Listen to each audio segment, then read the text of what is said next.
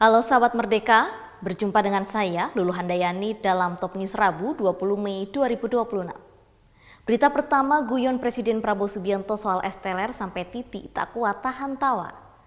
Selanjutnya Prabowo kesal tunjuk-tunjuk di rapat soal harga tambang murah. Presiden Prabowo Subianto dijadwalkan hadir dalam rapat paripurna DPR RI di Kompleks Parlemen Senayan, Jakarta pada Rabu 20 Mei 2026.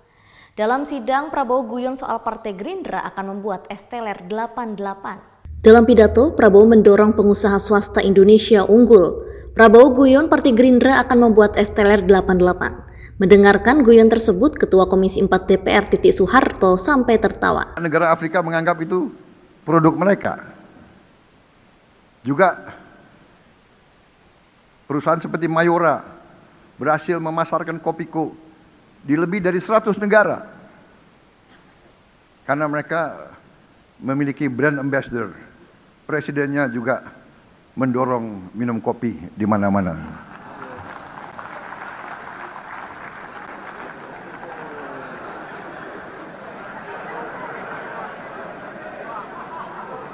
Tapi saya paham. Panitia penyelenggara DPR tahu kalau ada.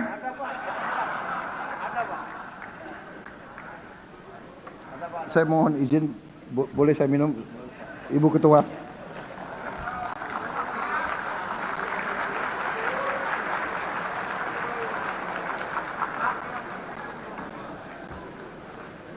Kopiko sedang.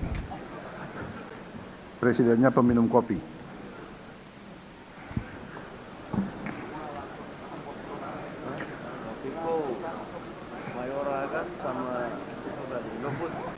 Kita harus dorong perusahaan-perusahaan swasta kita unggul.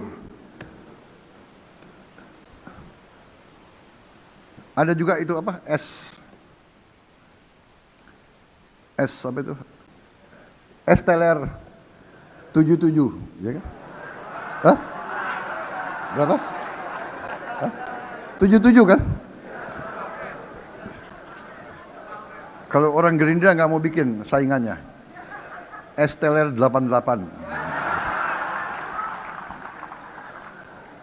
Maaf Ibu Ketua,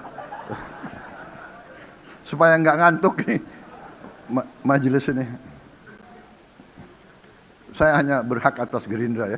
Jadi saya cek, ada Gerindra yang tidur nggak? Masih terkait soal rapat di paripurna, Presiden Prabowo Subianto emosi saat tambang di Indonesia dijual murah. Ia meminta harga tambang ditentukan oleh Indonesia, bukan negara lain. Prabowo mengaku menginstruksikan kabinetnya untuk merumuskan harga tambang.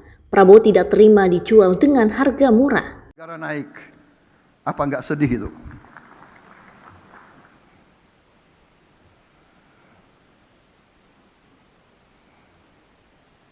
Ini perjuangan kita semua, ya.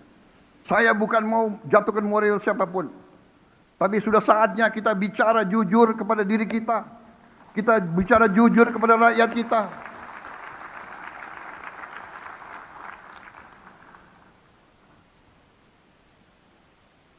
Saudara-saudara sekalian,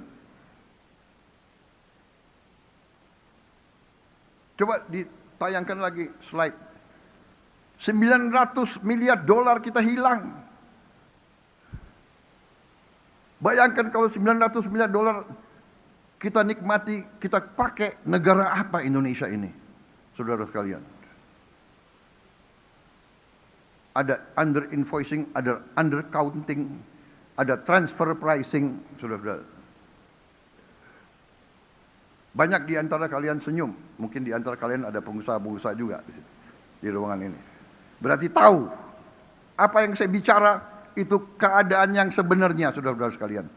Kita sudah hitung, kita sudah pakai random, kita tahu bahwa perbedaan antara yang dilaporkan yang tidak dilaporkan itu sering mencapai 50%. Yang dilaporkan adalah 50% dari keadaan yang sebenarnya.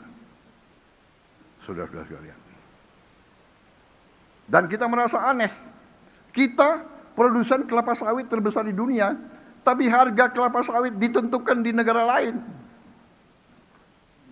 Saya mengatakan kepada menteri-menteri saya, ini tidak boleh terjadi. Saya tidak mau kelapa sawit kita harganya ditentukan oleh bangsa lain. Kita tentukan harga kita. Dan kalau mereka nggak mau beli pakai harga kita, ya nggak usah beli. Kita pakai kelapa sawit kita sendiri. Saudara-saudara sekalian.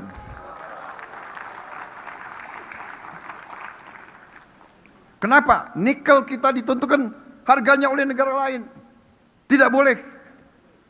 Saya instruksikan kabinet saya, rumuskan harga nikel, harga emas, harga semua tambang kita, harga semua komoditas harus ditentukan di negara kita sendiri. Dan kalau mereka nggak mau beli, ya nggak apa-apa. Biar aja itu di bawah tanah untuk cucu kita nanti. Daripada kita jual murah. Saudara-saudara sekalian, saya minta dukungan majelis ini. Marilah bersama-sama